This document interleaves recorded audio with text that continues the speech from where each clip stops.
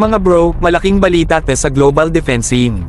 Serbia ay pumayag ng magbayad ng matinding 2.7 billion euros para sa 12 brand new Dassault Rafale D-C fighter jets kasama ang kumpletong set ng kagamitan mula sa France. Grabe mga bro, ito ang pinakamalaking arms acquisition ng Serbia sa kasaysayan.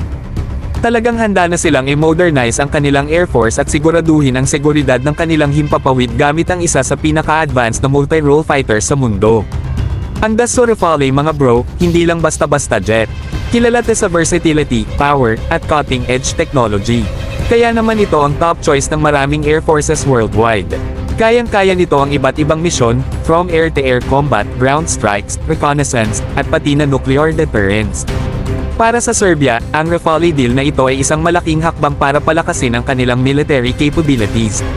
Sa pagkuha ng 12 jets na ito, pinapakita ng Serbia na seryoso sila sa pagpapalakas ng kanilang defense infrastructure. Plus, kasama na rin ang Rafale B-C variants, kaya magkakaroon sila ng single-seater at twin-seater jets for maximum flexibility.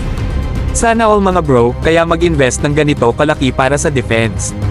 Bukod sa jets, kasama rin dito ang mga equipment, malamang advanced radar systems, weaponry, at maintenance packages para siguradong nasa ere lagi ang mga jets na to at laging handa. Pero hindi lang ito tungkol sa Serbia. Parte ng mas malaking trend ng mga bansa na nag-i-invest ng husto sa modern multi-role fighters. Habang ang ibang bansa ay tinitingnan ng Lockheed Martin's F-35 o Saab's Gripen, Serbia pinili ang Rafale, proving na isa pa rin ito sa pinakamalakas na contenders. Ibang klase talaga ang tiwala sa Dassault pagdating sa military aviation.